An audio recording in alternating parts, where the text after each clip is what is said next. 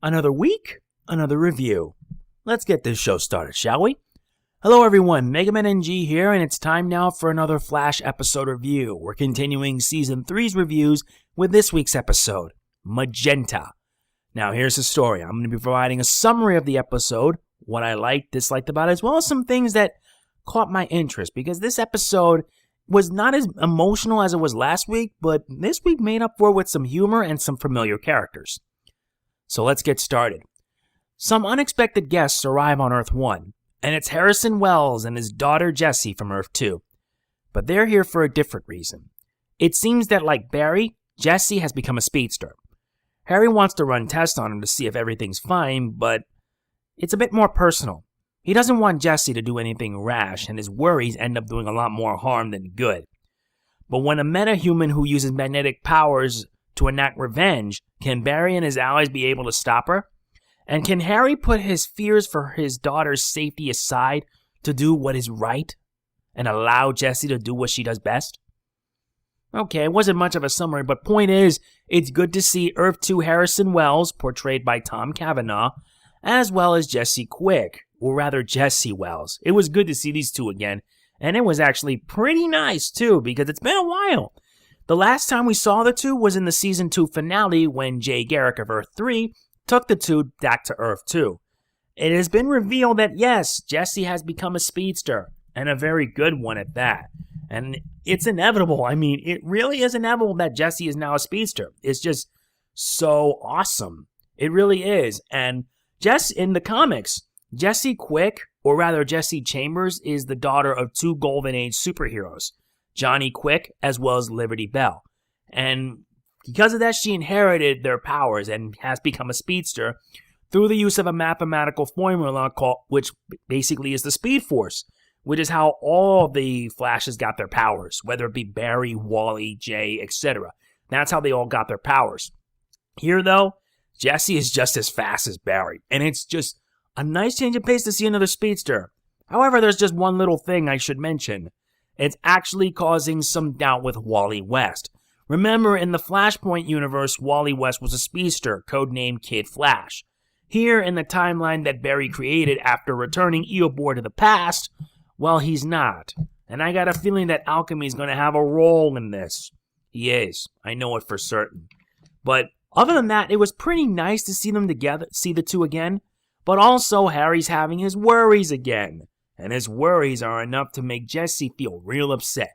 Because let's face it, after being captured by Zoom in Season 2 and now being a speedster, can we blame Harry?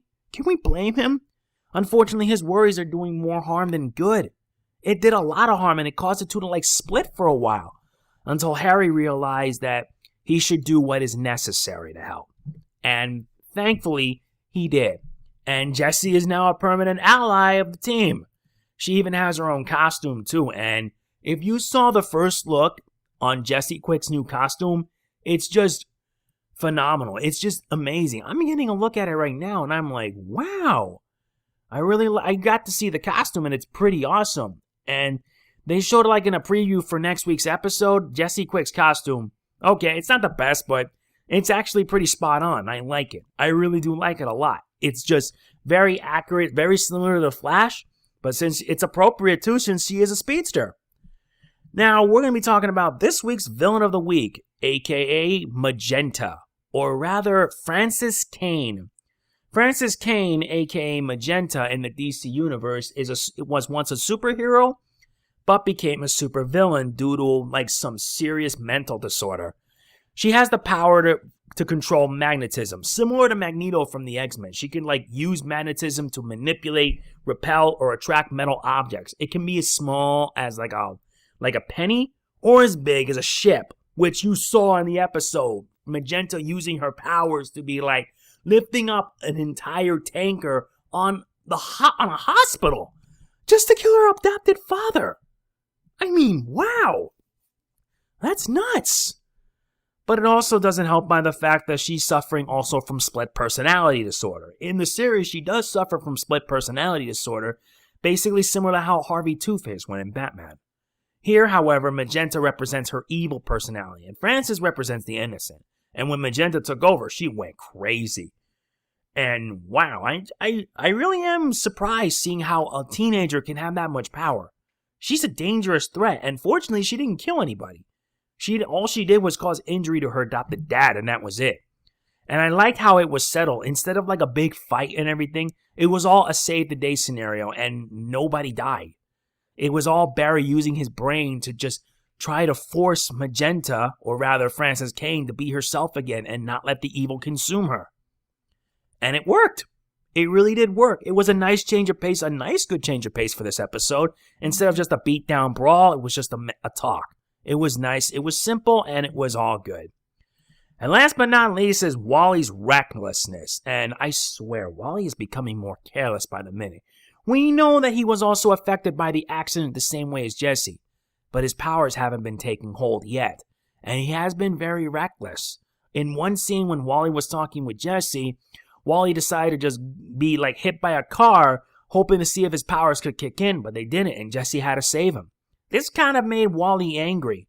And made worse was when Barry and Joe got angry. Yes, we know Wally wants to do good, but he can't just go out and do something like that. It's careless. It's very careless. But I do believe it's a result of his character. He wants to do good, but he's a bit reckless. Very reckless, I might add. So, yes, this is a change in character to what we know earlier, but I feel it's only a matter of time before he does get his powers. Anyway, my apologies. As I said already, Wally was careless. Though I hope that things could settle down because, yes, we know he's a speedster in the Flashpoint verse. But I hope that he doesn't do anything like that again. That was just out of the blue. And it was a good thing. It's a very good thing. Now, I don't have any negatives for the episode because, let's be honest, the episode was good. And the humor was very spot on, especially with Harry and Barry. The chemistry they had was just brilliant. Especially since Harry now knows what Barry did, and decides to joke it off by saying, genius, not. It's kind of funny, and I always thought Cisco would be the funny one, but in this case, it was Harry. Harry just made things a bit more humorous. And the character development between Barry and Iris is growing considerably. Although the dynamic between Barry and Julian, not so much. Julian is a douchebag, and I have a feeling that this guy will be more douchey with every episode. So, there wasn't much action. It was all more emotional, more character-driven. And I like that. It was a very good episode that was character-driven, good character development. It was nice to see Harry and Jesse again, and Jesse now being a permanent member of the Flash team. It's a nice touch. So what am I going to rate this? I'm giving Magenta an 8 out of 10. It is a very good, very solid episode with the return of a familiar face, now gaining new powers. A villain of the week that was alright, but at least it ended on a much more somber note. As well as the fact that they now saw, rather Barry, Julian, and Joe saw what happened to Careless, the rival. He died at the hands of Alchemy. And yeah, Alchemy's going to be having a big role down the line.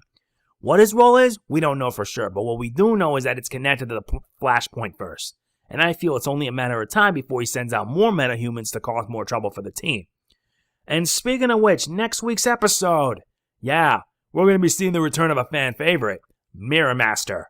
It's going to be awesome. One of the Flash's rogues is now finally appearing in the show. We've already saw Captain Cold, we already saw Heatwave, we already saw so many others, but now, yeah, we're now going to be seeing Mirror Master. Mirror Master is going to be pretty suave, I'll tell you that. Very suave. But how they're going to do it, we'll just have to see. That's it for this week's Flash episode review. I hope you enjoyed it as much as I did. I apologize if this came out in the afternoon around 12 p.m. instead of late at night because, yeah, I already finished, I believe, Gunvolt 2. I still have to finish some of the other stuff. I'm going to be quite busy. If you enjoyed this video, please be sure to hit the like button. It really does mean a lot to me, and I will see you guys next week for when we talk about Mirror Master's appearance in next week's episode of The Flash. This is Mega Man NG signing off. Peace out.